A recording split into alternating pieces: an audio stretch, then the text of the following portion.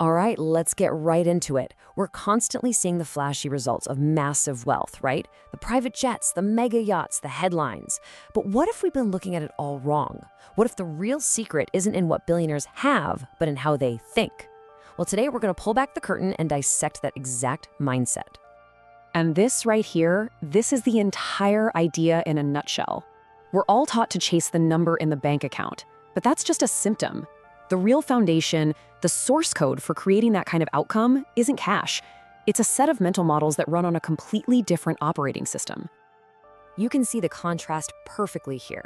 We get so fixated on the surface level stuff, the mansions, the luxury, but those are just the fruits of the labor.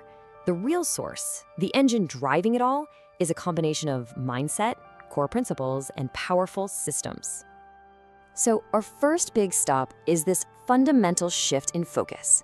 It's about getting off the hamster wheel of simply earning and stepping into the arena of creating. It's a total game changer. I mean, look at this. This is a massive fork in the road. Most of the world is asking, how can I earn a little bit more? But the billionaire mindset flips the script entirely. They ask, what massive, painful problem can I solve?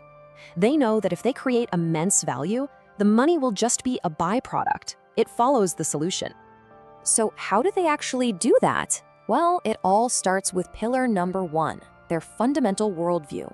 This is the lens they see everything through, and it starts with their perception of time itself.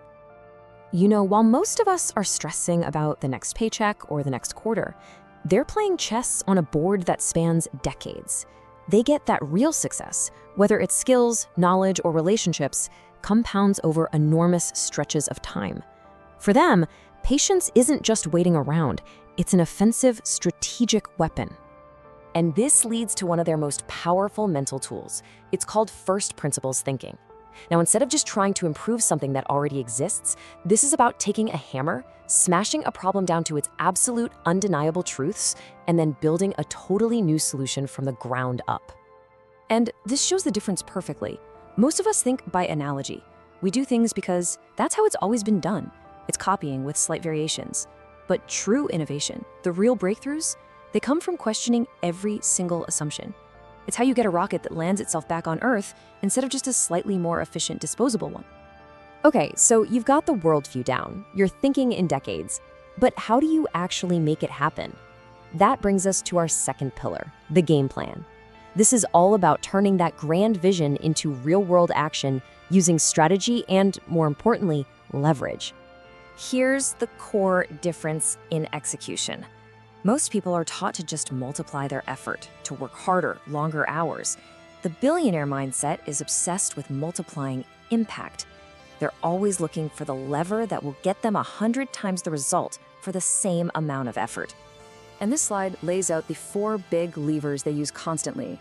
You've got money, using capital to generate more capital. You've got people, building incredible teams and networks. You have systems, creating processes and automation that work while you sleep.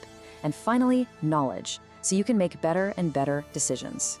Each one helps break the old link between putting in an hour of time and getting an hour's worth of results.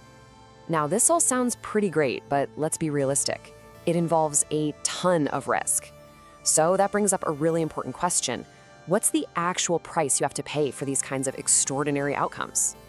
And the answer might not be what you think. The price isn't total ruin. It's this: temporary discomfort. It's the willingness to look foolish, to face critics, to lose some money on a calculated bet, and to just endure the psychological stress of a setback without folding. And they can handle that discomfort because they completely reframe what failure even means.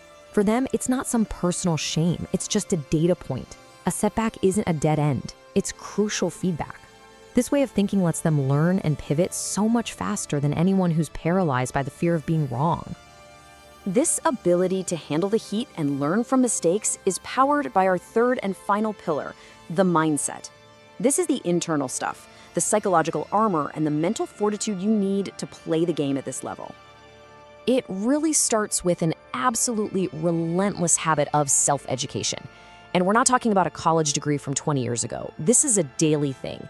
They read constantly, they're always running little experiments, they actively find people who are smarter than them, and they connect ideas from totally different worlds to spot opportunities no one else sees. And oh man, this one is huge: emotional detachment. Think about it. If your self-worth is tied to your last win or loss, you're going to live on a brutal emotional roller coaster. But if your self-worth is tied to your effort and sticking to your principles, well, then a bad quarter or a failed product doesn't crush you. You just analyze the data, adjust the plan, and you get back to work. And finally, there's this deep mental toughness, the comfort with being alone. Making those huge company-defining decisions often means going against the advice of almost everyone.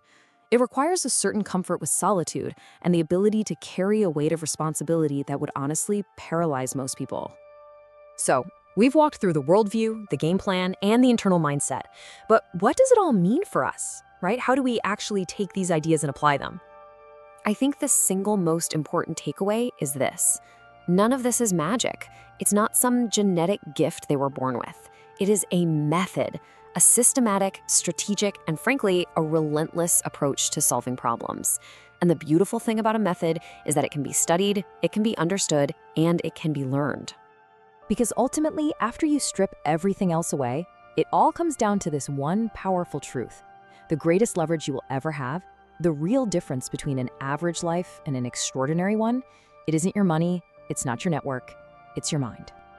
And so that leaves us with one final, very personal question. This isn't about transforming your entire life in one day.